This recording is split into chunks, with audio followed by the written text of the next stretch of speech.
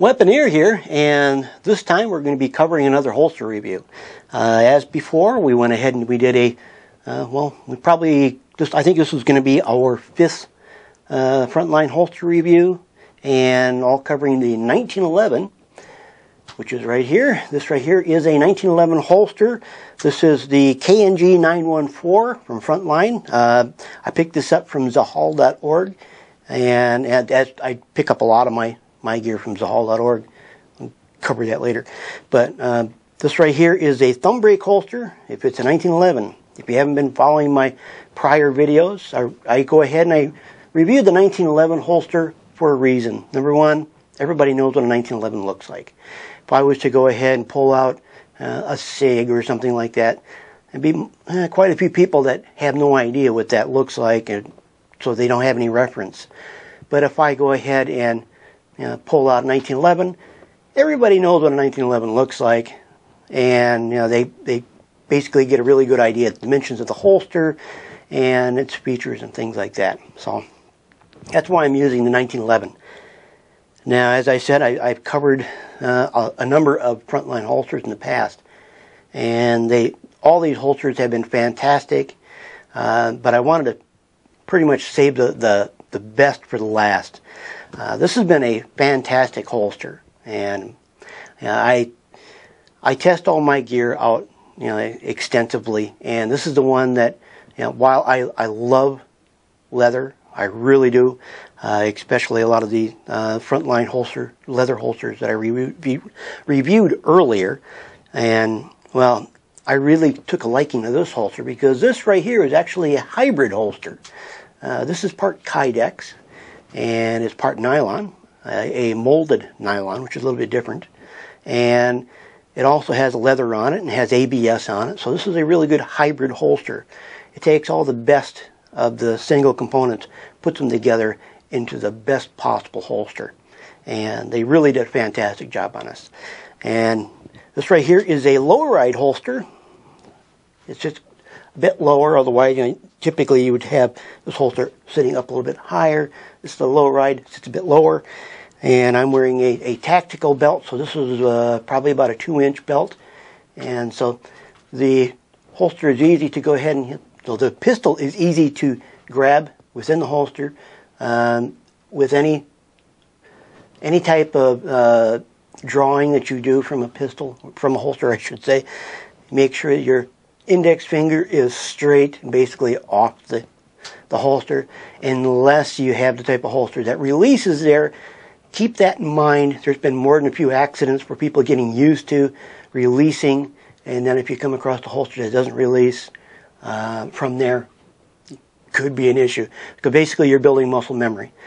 So this right here does not have a release on it other than the standard thumb brake. Now, the thumb brake on here works fantastic. It's easy to disengage, a quick press, and it's off. Now, this right here will easily draw, no problem at all, and so it's easy to go ahead and quickly bring it up on target. The thumb brake is very positive. It is easy to go ahead and remove only if you need to. If you're bumping into things and stuff like that, you're not going to go ahead and release this very easily. Now, when I said drawing, when you're drawing, make sure your finger is straight and it's not on the trigger, and you go ahead and you do your draw. Once you get the 45-degree mark, that's when you should or can, I should say can, place your finger either on the trigger guard like I do or on the trigger. And that's only just for safety. I mean, if you're in a tactical situation or any other situation that you have to defend yourself, then by all means do whatever you have to do. But when it comes to in public areas and at public ranges and things like that, you're better off not placing your finger on the trigger guard or the trigger until you're at the 45-degree mark. That's typically where you're going to be safe enough. If that bullet does discharge, it's going to go ahead and either go on into concrete or go into dirt. So we're going to just make sure we're going to be going ahead and just making sure everybody's going to be safe. There's been at least one accidental discharge recently within the community, and well, we just don't want to have that happen again. So that's typically the way I do it. If you have a different method, great. Just make sure you do it safely. Like I said, 1911, and this is a cleared 1911. I'm not going to go ahead and jack the slide because I just don't want to. To release the holster from the belt, you got one snap. You unsnap that, and at that point, you can go ahead and pull the holster off the belt. Comes off easily. And like I said, it only has a single snap for the retention of the holster. Once you pull that snap out, you can open this up here. And it'll allow you to slip your belt on and off. Now, what's great about these FrontLine holsters is the fact that these are adjustable as far as the size of belt you are wearing. Now, if you are wearing, like the belt I am, then the way this comes in the bag, this is perfect. If you are wearing a, let's say you're going to go ahead and wear a dress belt, one of those narrow belts, like a 1-inch belt or something like that. Well, then you would end up with too much of a gap here, and so what they end up doing is they give you another spacer. So this spacer comes right on out. You can go ahead and just press it and then pull it right out, and that's it. Then you can go ahead and take this spacer and basically take your spacer, place it in there, and it has, on the spacer, it has these little lugs here. And you got the little holes here. So you just stick it in there and then line it up for the hole. And it's just a friction fit. And there we go. And here, I'm fumbling around. But there we go. Then once you place in the large one, then it will fit your fancy narrow belts. I don't typically wear that style, but anybody that does, you don't want to have a large opening like this, because if you have a large opening, it's always going to be resting on the top. And then you go to draw your pistol, and as you do, it's going to go ahead and slide. So if you have on the spacer, it's not going to have that slide anymore. It's not going to slide up and down. It's going to fit your belt just perfectly. But what if you have a GI pistol belt? Well, then you can just go ahead and pop out the spacer again and leave it out. Now it's going to be set up for a GI pistol belt, which is about 3-inch. So there you got nice opening. On the inside of here, it does have little teeth, and the reason for that is so it doesn't slide back and forth on your belt. It does a fantastic job on like a nylon belt.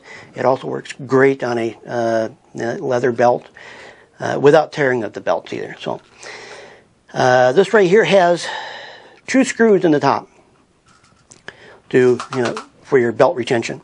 Now, if in the future they were to FrontLine were to come up with a new style of retention, they have the possibility or potential of making it so it's compatible with the old holsters. This way you can buy just this part, and you buy it, you get it, you remove these 2 screws and you take the new one, you put the screws in there, and you're done. And then you just have just retention snap. Just go ahead and just snap that in place and you're ready to go. As far as the rest of the holster, now I said that this was like a hybrid, and the reason I call it a hybrid is because it does have the Kydex here, and as you know, Kydex is pretty much the king when it comes to molding around an object or a pistol, and it does a fantastic job. And I don't know of any other material that really can duplicate that fine molding. Leather does a really great job, but the Kydex is just a little bit better. But this one right here only has the Kydex here, and and the majority of the back underneath this. So that right there retains the shape, and the reason it does is for another feature of this holster, which is these 2 screws here. These 2 screws here are the retention screws. That allows you to adjust the amount of tension that you have in this holster. So I can take a pistol, I can insert it into the holster, and I can either tighten or loosen those two screws to adjust how much pressure is being, basically it's squeezing the holster together. And by doing that, you can make it so your holster does not fall out, even if it's not snapped. Or if you need a faster draw, you can go ahead and loosen that up and just depend on nothing but the thumb brake. I like mine a bit tight, not real tight, just a little bit of drag on it. And the reason I do is because I don't like a lot of sound when I'm going through an area, and this really doesn't make any noise. Fantastic little setup. And then of course we have the nylon. Now this is not just a regular nylon holster that you've been used to in the past. This is a molded nylon. I'm going to have to guess, because I'm not about to go ahead and cut apart my holster, but I'm going to guess that it has a very thin molded plastic that's sewn in to this nylon. And because you got your nylon on the outside, and on the inside you've got a felt-like material. And so there could very well be something on the inside. And the reason I say that is because it does form so very well, and it's not soft. I mean, it does have some stiffness to it, even though it's nylon. But here's the nice thing. Okay, if it was all Kydex, then you'd have Kydex rubbing against your bluing. But with the nylon, this is the cool part about it. With the nylon, they have this soft felt material in here, or felt-like material. And so whenever you place your holster inside, your holster is being basically hugged by this ultra soft material. So it's going to be less potential wearing on your pistol. Now, no matter what, you typically have a little wear and tear. You'll have wear marks on a pistol from extensive inserting and removing pistols from a holster, from leather holsters and whatever. But with this one right here, I really don't think you're going to have much at all, if anything. It really does work beautifully. I really do like it. Okay, now, as I said before, this is a KNG thumb brake low ride holster, and this is obviously for the Colt 1911. The model number of this thing, which is always placed right here, the model number on these is, you're not going to be able to read it, but this is the KNG914, and it says Colt underneath it, and that's to remind you this is for Colt 1911. Doesn't matter, you can be using a Springfield, any of the 1911s that are basically the standard full size are going to fit in here. I have to state full size because they do make holsters for your Commanders, as well as other makes of pistols, Glocks and just about everything else. They're going to go ahead and have a separate model number just for that model. So not only is this holster available for the 1911, go ahead and check out Zahal.org. You're going to find out that you can go ahead and get this thing in several other pistols. So, as far as workmanship on here is just great. The Kydex is top notch. I see nothing wrong with the Kydex at all. I see no quality control issues. Everything is just 100% correct. The nice thing about the screws that go in here is they do have steel backers, and it's got like almost like a rubber hose in between. So you got like a rubber spacer here and here. So whenever you tighten it up, it squeezes against that rubber hose or spacer in order to go ahead and keep the retention set at that specific space. As far as the threads on here, the threads are fantastic. I don't see any issues at all. Everything is top notch. Typically, if you have a holster that has so-so quality, the threads or the stitching will kind of waver around just a little bit, and it won't be straight, anything like that. Well, if you take a look at this one right here, the stitching on here, it just looks just great. I don't see any issue with it at all with it. I think, but I'm not positive, but I think they use a special thread, probably a nylon thread. But I think it's a special, trying to think of the word for it right now, but heavy duty thread. Wear resistant, that was what I was thinking of. On the back of the snap, that's where you're going to go ahead and you're going to find your leather. So then they really thought of everything, all the way down to the snap itself. The snap itself even says FrontLine. FrontLine Holsters is the premier holster manufacturer in Israel, and they call the company FrontLine for a reason. A lot of their holsters are battle tested. They know how to make a holster, and they know how to go ahead and retain the quality control. One of the nice things about ordering it from Zahal.org is this. Well, FrontLine, like I said, is an Israeli company.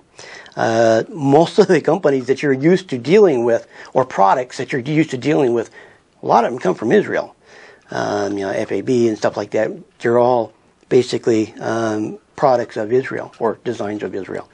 And I personally go ahead and absolutely trust the quality. It's just 100%. I have no problem at all going ahead and saying to any one of my friends that I really trust this, and I think you're going to trust it too, because I deal with Zahal.org. Zahal is also an Israeli company, so when I go ahead and I order it from them, it doesn't take very long for them to go ahead and ship it on over. It does take a little while for shipping, but that's not their fault. That's more or less international shipping. I never have a problem with waiting a week to go ahead and get something.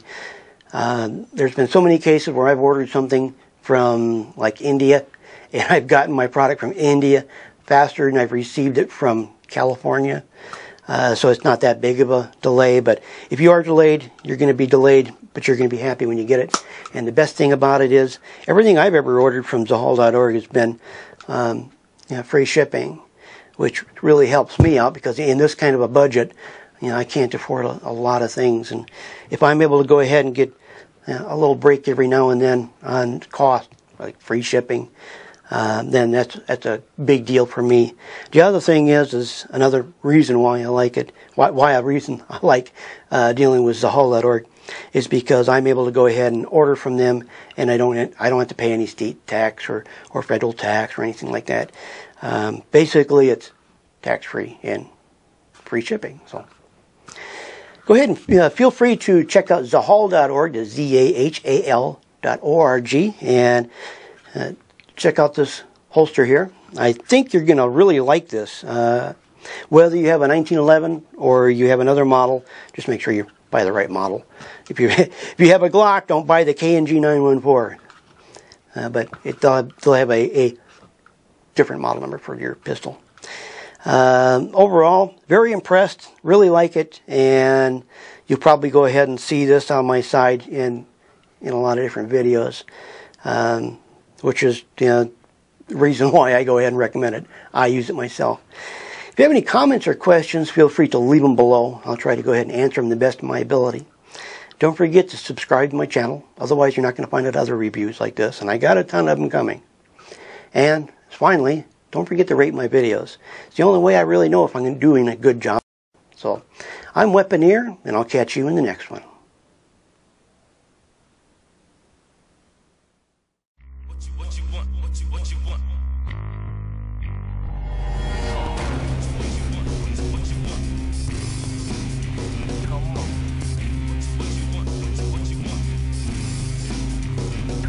Come.